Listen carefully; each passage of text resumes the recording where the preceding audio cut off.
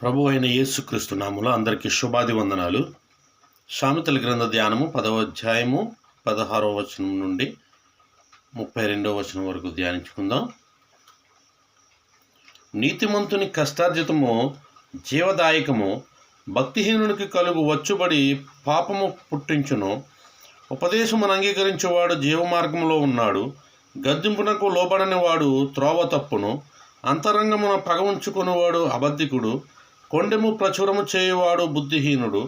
విస్తారమైన మాటలలో దోషముండక మానదు, తన పెదవులను మూసుకునివాడు బుద్ధిమంతుడు. నీతిమంతుని నాలుక ప్రశస్తమైన వెండి వంటిది, భక్తిహీనుల ఆలోచన పనికి మారినది. నీతిమంతుని పెదవులు అనేకులకు ఉపదేశించును, బుద్ధి లేకపోవుట చేత మూడులు చనిపోవుదురు. యెహోవా ఆశీర్వాదము ఐశ్వర్యం ఇచ్చును, నరుల నష్టము చేత ఆ ఆశీర్వాదము ఎక్కువ కాదు. చెడు పనులు చేయుట బుద్ధిహీనుడికి ఆటగానున్నది, వివేకికి జ్ఞాన పరిశ్రమ చేయుట అట్టిదే. భక్తిహీనుడు దేనికి భయపడనో అదే వాని మీదకి వచ్చును, నీతిమంతులు ఆశించినది వానికి దొరుకును.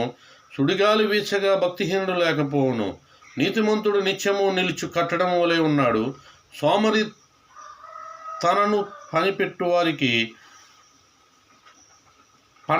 పండ్లకు పులుసు వంటివాడు, కండ్లకు పొగ వంటివాడు. యెహోవా యందు భయభక్తులు కలిగి ఉండుట దీర్ఘాయువునకు కారణము. భక్తిహీనుల ఆయుష్షు తక్కువైపోవును, నీతిమంతుల ఆశ సంతోషము పుట్టించును. భక్తిహీనుల ఆశ భంగమైపోవును.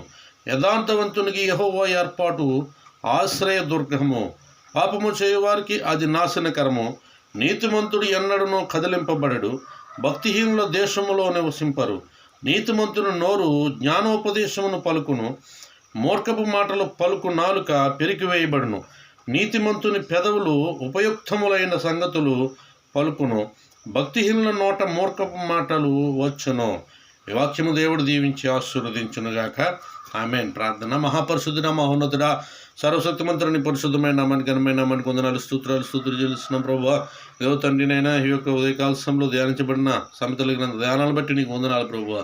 వినిన వారిని ప్రభువా, ధ్యానించి వారిని ప్రతి ఒక్కరిని కూడా మీరు దీవించండి, ఆశీర్వదించమని ప్రార్థన చేస్తున్నాం ప్రభు. ప్రతి ఒక్కరిని మీరు దీవించండి, ప్రతి కుటుంబాన్ని మీరు దీవించండి ప్రభువా. ఓ తండ్రి, ప్రతి ఒక్కరికి జ్ఞానయుక్తమైన ఓ తండ్రి మంచి మనసును నాయన తండ్రి మీరు దయచేయమని ప్రార్థన చేస్తున్నాం ప్రభువా.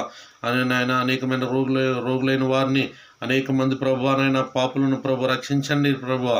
అనేక మంది ప్రభు అనేకమైన పాపాలు చేస్తూ ఉన్నారు ప్రభా, పాపాలు చేసి వారిని ప్రభా ఓ తండ్రి రక్షించమని ప్రార్థన చేస్తున్నాం ప్రభా. పాపుల కొరకు ఈ లోకానికి వచ్చిన దేవుడు ప్రభు నాయనకి స్తోత్రములు తండ్రి. పాపను రక్షించుటకు కానీ నీతిమంతుని రక్షించుటకు రాలేదని నీ వాక్యం జలుగుస్తూ ఉంది ప్రభా నాయన. స్తోత్రాలు తండ్రి. నీ వాక్యం నమ్మదగినదై ఉన్నది ప్రభా. నీ వాక్యము ప్రభా ప్రతి ఒక్కరిని ప్రభా రక్షించేది ప్రభా, కాపాడేది ప్రభా. అటు వాక్యాన్ని ప్రతి ఒక్కరు ప్రభు ధ్యానించి అటు వాక్య ప్రకారం జీవించడానికి మీరు సహాయం ఇచ్చేయండి ప్రభా. ఏదో ప్రభా ప్రతి విధమైన రోగము నుండి ప్రభా ఓ తండ్రి ప్రతి ఒక్కరిని మీరు రక్షించి కాపాడి సహాయం చేయండి. యేసు నామములో ఇచ్చున్నాము తండ్రి. ఆమేన్.